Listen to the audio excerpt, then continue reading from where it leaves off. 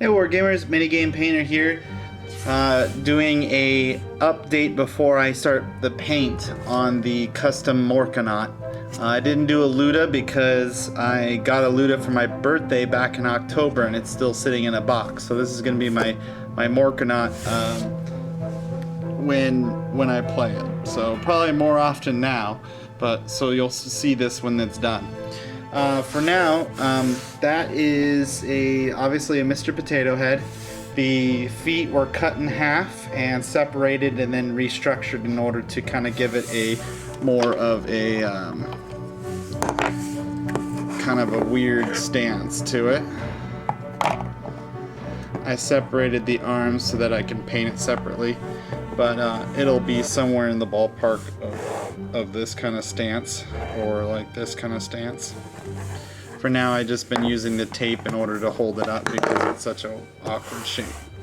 But size comparison, here's a Pain Boy and here's a Mega Knob.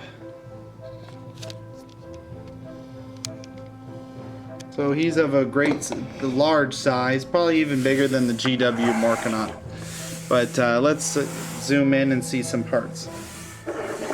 So the claw arm, there was many different designs I was trying to go for, but I ended up going with the traditional claw.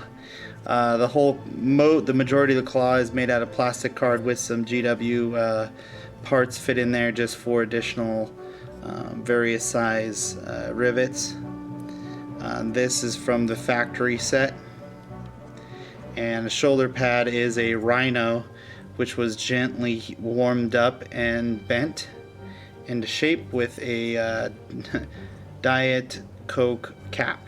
So, and then I also used the existing Mr. Potato arms in order to get this little peg. So, but that's on the arm, and on the main body, I went to town with rivets.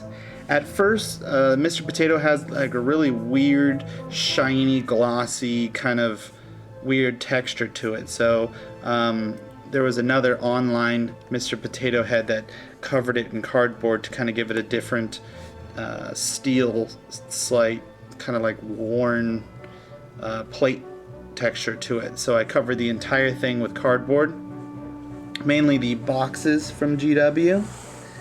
So if I cover the light, you can see that it's brown instead of plastic card. But then I used a larger bolt octagon rivet for the cardboard part, and then I used smaller rivets for the teeth jaw. This whole jaw, the underlining framework is just that form core board that you get at like Michael's or something. And then what I did was to avoid it melting when I spray paint it primer, I covered the whole thing in this blue tape, and then on top of that I put plastic card kind of teeth to give it more of a 3D effect, as well as tighten up the angles and make it a lot stronger.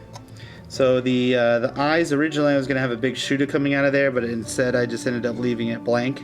And this whole thing was inspired by an online, I think his name was like Iron something, from like 2011. So if in doubt, I'll probably just give you the link to the original post of his building of, I took a lot of inspiration from him and then I changed it.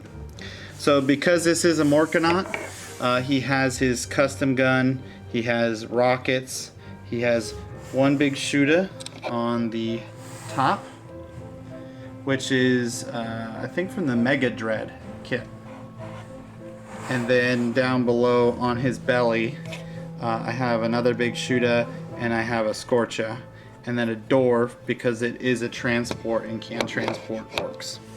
So the door I built out with some green stuff as well as some other plastic cards so that it was straight and made more sense, because the Mr. Potato Head is round pretty much consistently throughout and is kind of tough to build on with flat plastic card. So this arm comes off as well. So with the building of this, there's many different plates and vents and all kinds of, you would think they need like air or ventilation of various engines. The Scorcha has like the fuel tank with the hose on the outside, so it doesn't blow up on the inside and hurt orcs. So this could have been like the 5th version of this after kind of a learning curve. Some ports, some entry ports. On the back I put 2 smokestacks, some with like a little bit of this kind of goo coming out of it. A couple of exhausts, the engine, and a big giant, you know, I always imagine these as some sort of steam engine.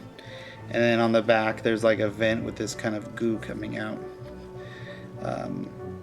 I thought about adding more of these wires, but we'll see. Or exhaust ports, hatches, things like that. So he came out really well. His boots, this is where you would normally cut the boot because these 2 halves are stuck together, kind of like a V. And so I had to build it out.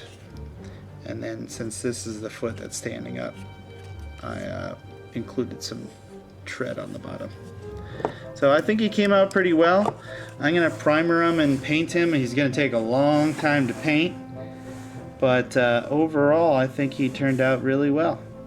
Let me know in the comments if there's anything that you guys would want to add before I prime this thing. I'll probably prime it before the weekend. And for now, yeah, happy wargaming.